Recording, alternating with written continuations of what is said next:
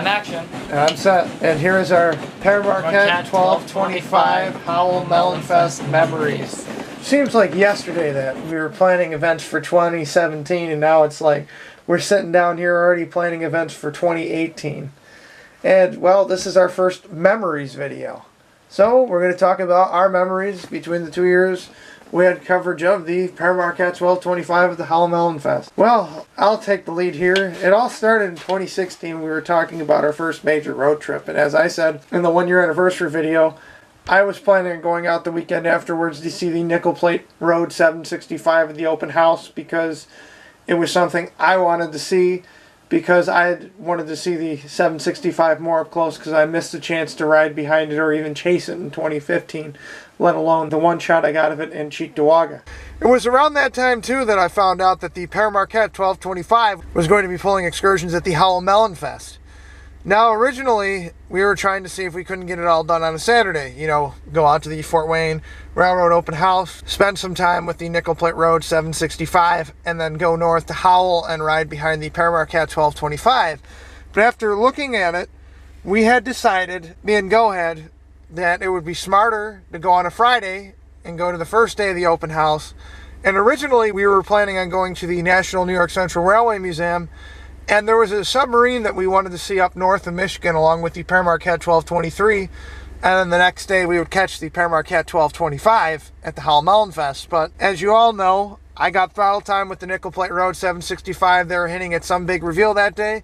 We decided to stick it out at the open house all day, and then we drove up, which was about 2 hours north to Howell. I was excited to really see the Pere Marquette 1225 because it was one of my favorite Berkshires. I was really hoping at the time that the Pere Marquette would have kept its original appearance look, because the original appearance did not have the flying number boards. And I was in for a surprise at the Howell Melon Fest that year, as that was the first time they put the flying number boards back up since 2009, before the 1472-day inspection of the Pere Marquette 1225.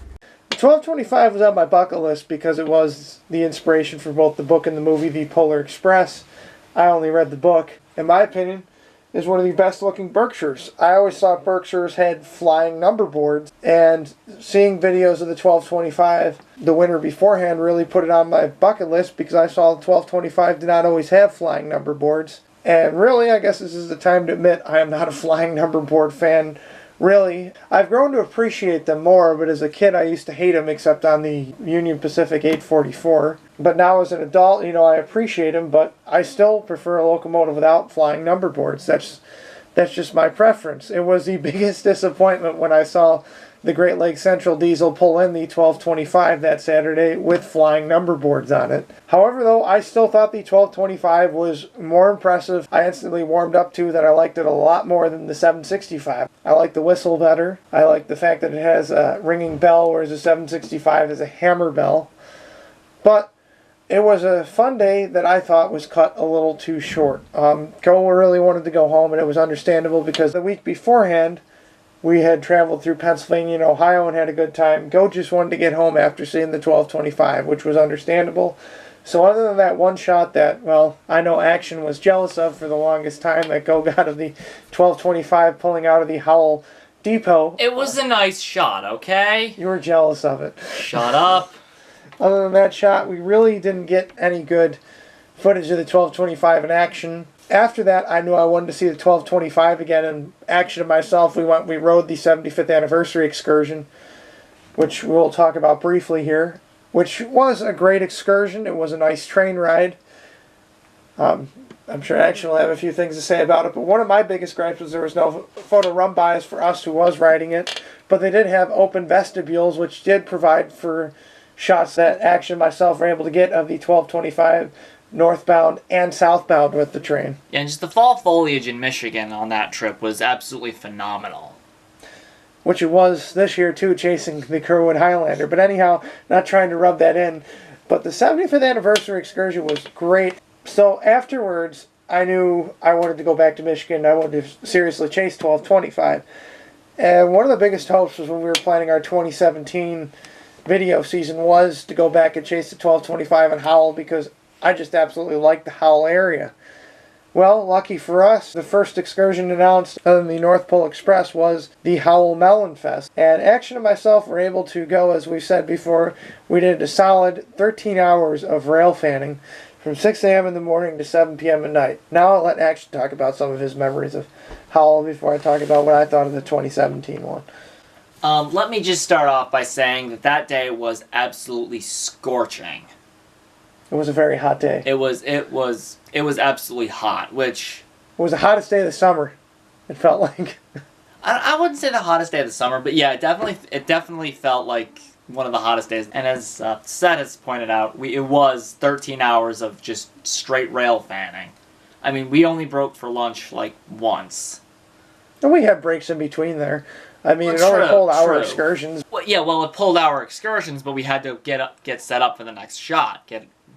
I had to get set up in my location, you had to get set up at your location. You know how that works. Yeah, and I got to bounce between locations where you unfortunately were just dropped off in one spot and stayed there for the duration of an hour. Yeah, thanks for that, by the way. Except the 4 p.m. and 6 p.m. excursion. That only happened to you twice. You got to ride the noon excursion. That is true. I forgot about that. The 4 p.m. excursion, we went pacing, and the 6 p.m. excursion, we more or less just collapsed at the depot after the 12:25 pulled out because we were so tired. Exactly. Well, 13 hours will do that to you.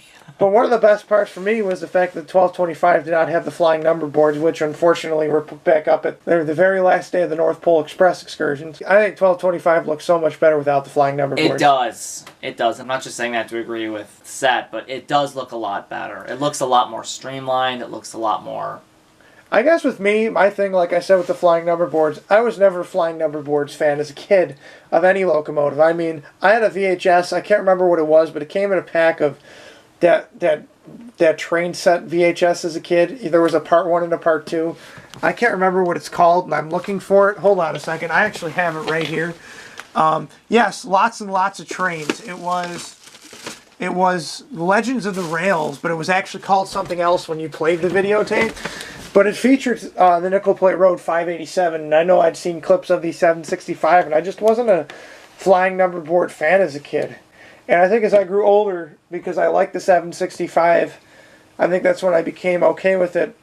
But still, I mean, with me, the 765, I think looks okay with the flying number boards. Not because they were original, but because, I don't know, I guess that's how the 765s always looked. And when you think about it, all the Berkshires that have been preserved, and Canals is what the Chesapeake and Ohio Railway pronounced it, they all have flying number boards. To me, the 1225 is very unique because it is the one Berkshire that is preserved that was originally built without flying number boards and really only occasionally sports them. That's why I prefer the locomotive without them, because it really is the only Berkshire that's preserved that doesn't have flying number boards. I mean, all the other Berkshires that were built that didn't have the flying number boards, they were scrapped. So 1225... being that rarity without the flying number board is pretty cool. But anyhow, as Action will tell you, we just went at it all day long. It was a pretty cool day. I mean, it was just awesome. And some of the locations were actually pretty cool. The one shot I wish I got better was the bridge shot, where the 1225 passed under me as I was standing up on the pass. I actually had to move out of the way to get the camera out of the path of the smoke. So that shot could have turned out better, but my favorite was the pacing shots by far. Yeah, anyhow, we hope you enjoy the director's cut of the Howell Melon Fest. I think it turned out pretty good. We'll let you be the folks to decide, but even though we're releasing a director's cut, please watch the original video. Yes, please do. And while the director's cut may be cool, the original video captures the day, I think, a lot better. But anyhow, I'm Action. I'm Set.